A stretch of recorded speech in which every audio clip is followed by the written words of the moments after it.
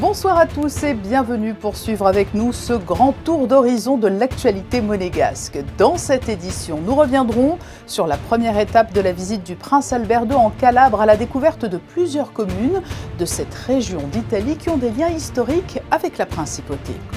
En duplex de Sharm el-Sheikh et alors qu'une délégation emmenée par le ministre d'État a pris part au sommet des leaders de la COP27, nous serons avec Céline Caron-Dagioni, ministre de l'Équipement, de l'Environnement et de l'Urbanisme. L'inflation et ses conséquences sur notre pouvoir d'achat minent cet automne 2022. Elle ne cesse de progresser depuis la rentrée et cela entraîne une hausse générale et durable des prix. L'économiste Nicolas Gutzmann sera notre invité pour nous expliquer comment nous en sommes arrivés là et les perspectives qui se dessinent pour l'hiver. Connaissez-vous Elvira Madigan, cette artiste de cirque qui a fait scandale en Suède à la fin des années 1800 car son amant, un jeune comte, avait abandonné sa famille pour elle. Son histoire a fait l'objet d'un film qui sera projeté dans le cadre du cycle Tout l'art du cinéma. Vincent Vatrican, le directeur de l'Institut audiovisuel, nous le présentera. Débutons donc cette édition avec une halte dans le sud de l'Italie, en Calabre. Le prince Albert II y effectue actuellement une visite et lors de la première journée de ce déplacement, il a notamment été élevé au rang de docteur honoris causa de l'université méditerranéenne de Reggio. Découvrez ce reportage de Vanessa Dessi et Alexandra Marangoni. Située à la pointe de la botte, Reggio di Calabria représente la plus ancienne colonie grecque d'Italie du Sud. Elle est au centre d'une zone touristique de par son importance historique, culturelle et balnéaire.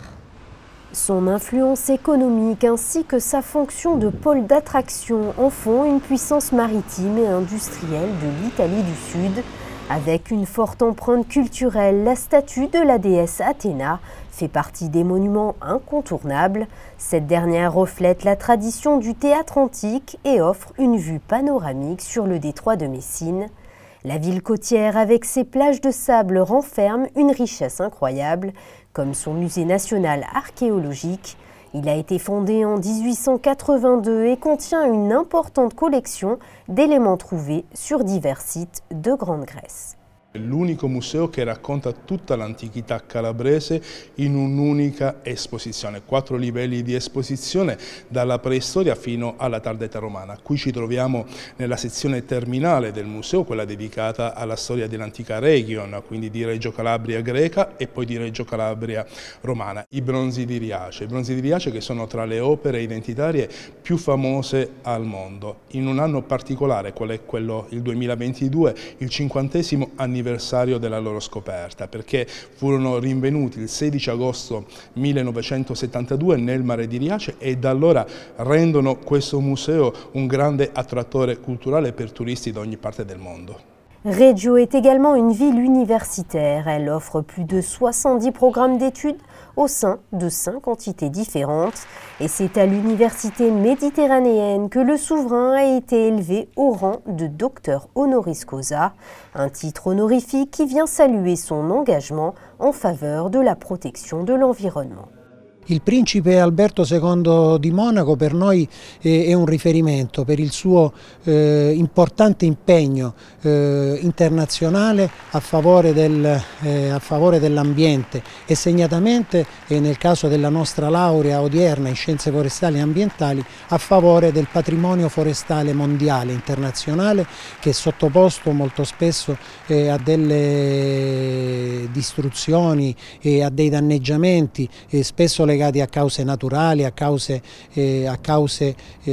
del cambiamento climatico, ma anche per l'azione dell'uomo, per cui riconosciamo nel principe Alberto II di Monaco una personalità di altissimo profilo che ha contribuito e contribuisce proprio alla salvaguardia del pianeta attraverso la salvaguardia delle foreste.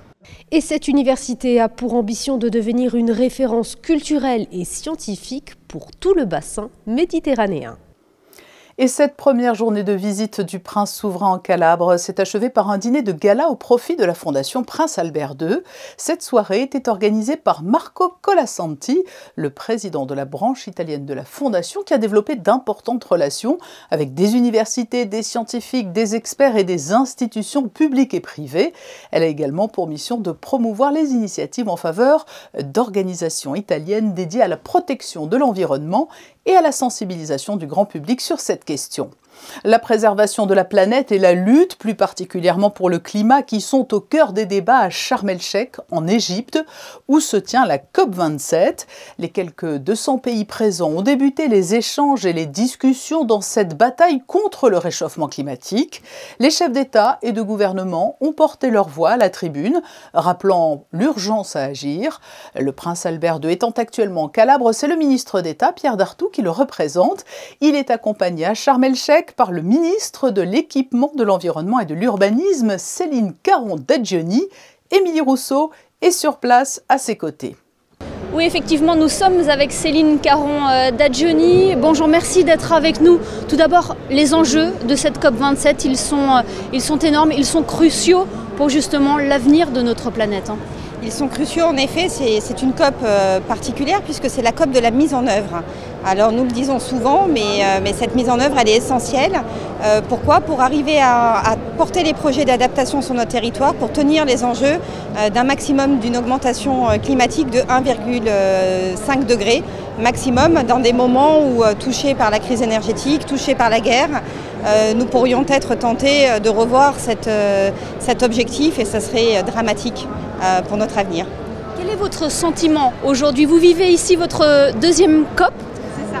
Alors je me sens plus à l'aise, c'est-à-dire qu'effectivement c'est ma deuxième COP, ce qui me permet d'avoir un petit peu mes repères, de finalement me rendre compte que ce que j'ai pu observer l'année dernière dans un état d'esprit plutôt très observateur et très à l'écoute des différents intervenants. Aujourd'hui je me sens beaucoup plus impliquée à la fois puisque ça fait un peu plus d'un an maintenant que je pilote ce département avec les enjeux environnementaux, les enjeux du Fonds vert, avec mes équipes et avec le DREC également à l'international. Et donc je retrouve un peu mieux mes repères et un peu plus ma capacité à être plus active, à avoir une écoute plus active sur les tables rondes. Hier par exemple nous avons participé à la table ronde sur l'innovation en matière de finances et c'était passionnant puisque ces mécanismes internationaux vont très probablement restructurer un petit peu l'ensemble des marchés à l'avenir pour une finance plus engagée, plus verte, plus solidaire, puisque c'est aussi un gros enjeu de cette COP, qui est une COP africaine, où les pays africains demandent à pouvoir accéder plus facilement à ces masses d'argent qui sont mis sur le tapis en fait, par les organisations internationales et par les États, mais qui sont encore très difficiles pour eux d'accès et qui font aussi partie des enjeux de Monaco, puisque nous avons signé un accord avec la francophonie pour renouveler justement notre mobilisation aux côtés de la francophonie pour arriver à former en fait des négociatrices et pas des négociateurs, des négociatrices pour pouvoir être capables de monter leurs propres projets, de soutenir ces projets et d'obtenir les financements. Donc on voit que c'est vraiment un cercle vertueux qui se met en place. Bien, merci beaucoup Madame le Ministre d'avoir répondu à nos questions. On reviendra bien évidemment sur la présence de la délégation monégasque ici même à Sharm el-Sheikh à l'occasion de la COP27 et notamment le discours du ministre donné lors du sommet des chefs d'État et de gouvernement. Nous entendrons effectivement mercredi dans l'édition de 19h le ministre d'État Pierre Dartout, mais aussi le témoignage de Bertrand Piccard dont on connaît l'engagement et qui est présent sur cette COP, lui qui veut rompre avec l'écologie punitive ou moralisatrice. Je vous le disais en titre, l'une des principales préoccupations des ménages en cet automne 2022, c'est la baisse de leur pouvoir d'achat, à l'heure où l'inflation est en pleine progression. Nous sommes d'ailleurs allés vous demander comment vous vous en sortiez et si vous aviez constaté dans votre quotidien cette envolée des prix. Voici vos réponses au micro de Frédéric Elion. On peut comparer un caddie de 3 semaines en arrière par rapport à un caddie de maintenant, et là il y a des écarts de prix qui se voient vraiment très facilement. De combien cette différence justement? Facilement de 20 €, 20-25 €. Quand on va faire les courses en fait, ça a grave augmenté tout. Et vraiment, il y a vraiment tout qu'à augmenter, les courses, c'est devenu super cher maintenant. Oui. Le gasoil, les courses, tout est plus cher, mais je pense que tout est proportionnel aussi. À Carrefour surtout, moi je trouve que la note elle est plus élevée. De combien à peu près? Vous avez une petite estimation? je sais pas, entre 20 et 30 euros quand même. J'ai le sentiment que tout est plus cher, mais ça, c'est pas depuis quelques jours en fait. C'est déjà depuis plusieurs mois. Je m'en aperçois d'autant plus que je travaille dans le milieu du yachting. Donc on est assujetti à acheter des produits pour nos clients, des produits haut de gamme. Et même sur les produits haut de gamme, on se rend compte que les prix ne sont pas les mêmes. L'essence aussi, pour mes parents, infernal. Et oui, le constat est donc presque sans appel. Et pour mieux comprendre l'origine de cette inflation et les perspectives qui se dessinent pour les semaines et mois qui viennent, nous avons invité un analyste économique. Bonsoir Nicolas Gutzmann. Bonsoir.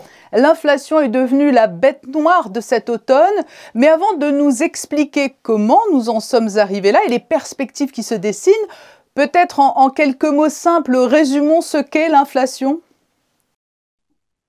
Alors c'est simplement une dynamique de hausse des prix. Donc le niveau des prix augmente de façon dynamique et constante dans le temps, et c'est ça qui est résumé comme étant l'inflation. Pourquoi aujourd'hui sommes-nous dans une phase d'inflation galopante? Ce n'est pas étranger peut-être notamment à la pénurie de certaines matières premières?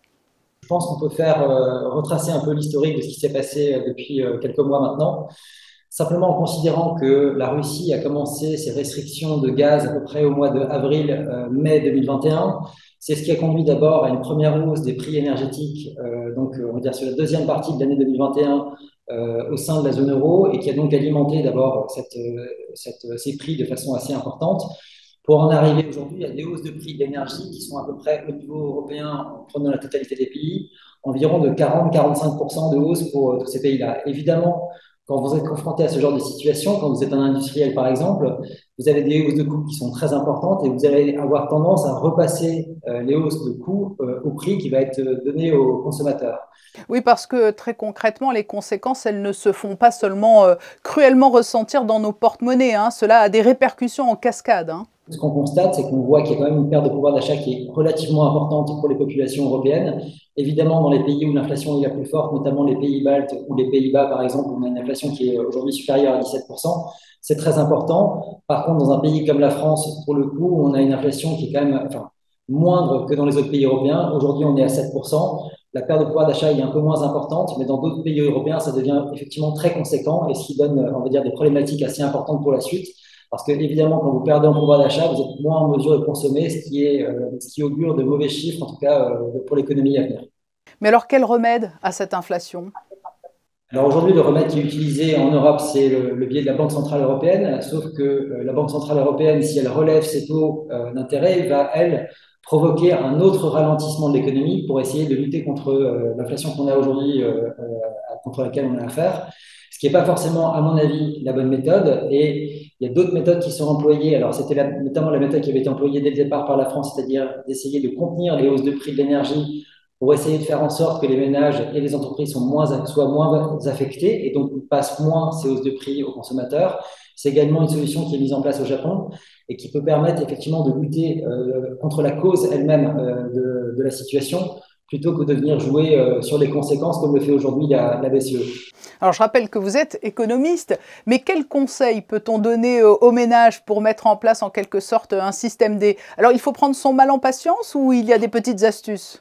La seule chose qu'on peut dire, ce qui est intéressant, c'est que les indices de prix en général qui sont mesurés par les indices statistiques sont statiques par eux-mêmes. Or, on sait que les ménages, évidemment, lorsqu'ils sont confrontés à des hausses de prix importantes, ont tendance à basculer leur consommation. C'est-à-dire que si vous avez un produit A qui augmente considérablement ses prix et que vous avez un produit B à côté qui a un prix un peu moins élevé, vous allez basculer votre consommation. Ce qui veut dire que l'inflation affichée aujourd'hui n'est pas forcément celle qui est forcément vécue par la population parce qu'elle va changer ses habitudes de consommation pour essayer justement de contrer ces hausses de prix. Et que donc, dans ces configurations-là, là, c'est plutôt un conseil pour les entreprises, c'est de ceux qui seront en mesure d'avoir des prix les plus bas seront les plus grands vainqueurs de cette situation-là. Oui, donc certains peuvent influer à leur avantage. Une dernière question, quelles sont les perspectives qui se dessinent? Elle va continuer comme ça à grimper, cette inflation? Alors, d'ici à la fin de l'année, je crois que les estimations aujourd'hui sont comprises plutôt avec une progression continue de l'inflation qui va être en zone euro en moyenne à peu près entre 12 et 13%. On devrait avoir un début de reflux se matérialiser et avoir progressivement un retour de l'inflation à des niveaux qui sont plus ceux qu'on a connus lors des dernières années, mais ça mettra bien encore 1 ou 2 années avant de revenir à des niveaux plus confortables. Évidemment, il y a d'autres scénarios qui peuvent exister. On pourrait éventuellement, si jamais le niveau d'activité économique se contractait plus fortement qu'on ne le croit aujourd'hui, ça pourrait aller plus vite que ça. Par contre, évidemment, si encore une fois, il y a d'autres perturbations sur les marchés de l'énergie, ça pourrait encore progresser l'année prochaine. Mais ça, c'est encore une fois très difficile à prévoir pour le moment. Très bien. Merci beaucoup, Nicolas Gutzmann, d'avoir été notre invité pour apporter cet éclairage sur cette inflation qui fait la une de l'actualité et cause bien des désagréments dans le quotidien des consommateurs. Merci à vous. Le bilan Covid-19 de la semaine est plutôt stable. Le taux d'incidence sur les 7 derniers jours s'est établi à 163 contre 161 la semaine précédente. 10 personnes étaient toujours hospitalisées au CHPG dimanche, dont 5 résidentes, mais aucun patient ne se trouve en réanimation. C'était ce matin, aux premières heures de la journée, les répétitions de la Fête nationale 2022 ont débuté.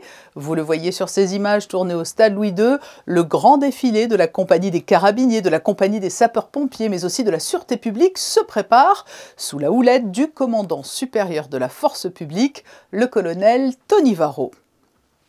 Retour à présent sur le concert qui a eu lieu dimanche à la salle Garnier avec à l'affiche plusieurs musiciens de l'orchestre philharmonique et un jeune violoniste prodige de 21 ans, Daniel Lozakovitch.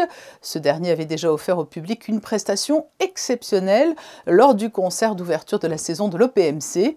Le récit de José Sacré sur des images de Jean-Alexandre Dordet et au son Clélia Renaud.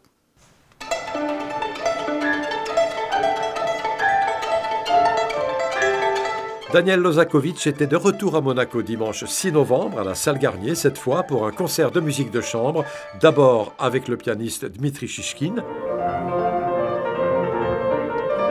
dans un programme Tchaïkovski-Chausson-Ravel, puis il a été rejoint par des musiciens solistes de l'Orchestre Philharmonique de Monte-Carlo pour interpréter Souvenirs de Florence de Tchaïkovski.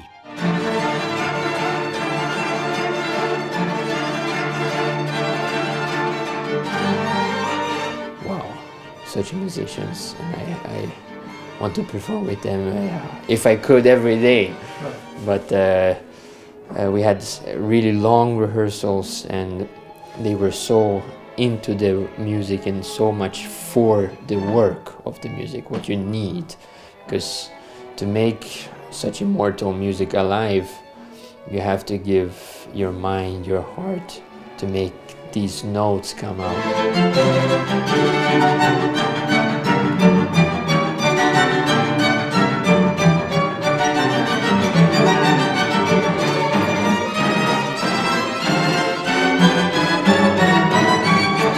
Prochain concert de musique de chambre, toujours à la salle Garnier, vendredi 11 novembre à 20h, avec la pianiste Elisabeth Leonskaya.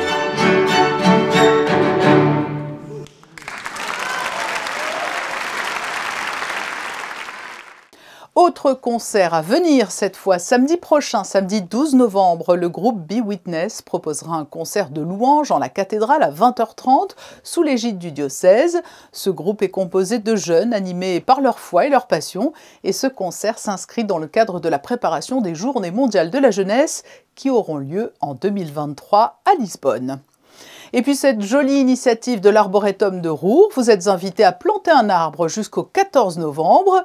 Thé et café vous attendent sur place sur les hauteurs de Saint-Sauveur-sur-Tinée. Vous pourrez découvrir le site, profiter du moment et réaliser un geste citoyen. C'est un joli moment de cinéma qui sera proposé le 15 novembre au Théâtre des Variétés par l'Institut audiovisuel. Le film Elvira Madigan du réalisateur suédois Bo Widerberg sera projeté.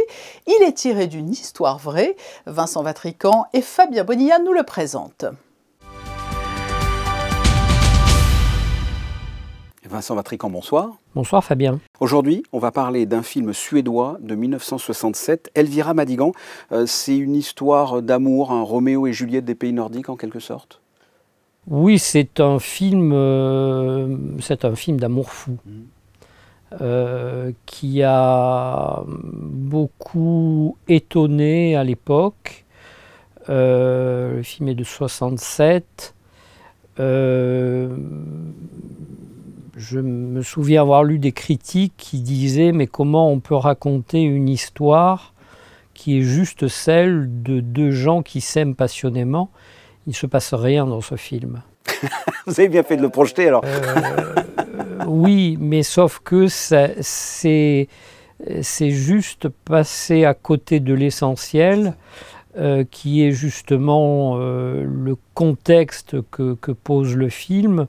Une jeune femme circassienne qui s'échappe de son cirque où elle est, je crois, funambule, et lui qui est un soldat qui déserte. L'histoire se passe à la fin du 19e, donc on est dans un contexte où effectivement ces deux amants vont se soustraire au poids et au cadre de la société, et tout le film raconte comment ils vivent cette histoire comme sur un nuage, mais rattrapé peu à peu par le poids de l'ordre et de la morale. Donc c'est au contraire un film d'une force incroyable. C'est ça, parce qu'on a l'impression que c'est une petite histoire d'amourette, et en fait c'est beaucoup plus profond que ça, hein. C'est une tragédie, et c'est une histoire vraie. Et c'est une histoire vraie. Moi, je trouve ce film absolument magnifique, précisément dans la manière dont le cinéaste, Bo Widerberg, donc grand cinéaste suédois, hélas méconnu, même si le travail du distributeur qui nous permet de voir ce film aujourd'hui, a ressorti petit à petit tous ces films. Donc, j'allais dire, Bo Widerberg reprend un peu sa place dans le panthéon du cinéma suédois. Donc, la manière dont il arrive justement à mêler ces moments de suspendus, d'amour fou. Ces moments-là sont de véritables tableaux, magnifique photographie. Oui. Ça me fait penser d'ailleurs un petit peu, alors même s'il a été critiqué, on le comprend pourquoi, aux photos de David Hamilton, cette espèce de flou lumineux, c'était un peu surexposé. Un peu surex, ouais. Oui, et puis il y a une chaleur dans l'image qui se dégage, et puis cette chaleur, c'est celle de la passion, et puis entrecoupé par ces moments où petit à petit les mailles du filet se rétractent sur eux, puisque pas véritablement une chasse à l'homme, mais petit à petit, dans leur fuite, certains vont jouer contre ce couple et amener à les retrouver dans leur fuite éperdue. Ouais. Allons voir donc Elvira Madigan. Merci Vincent. Merci Fabien. Du må forstå, hvilke vi er.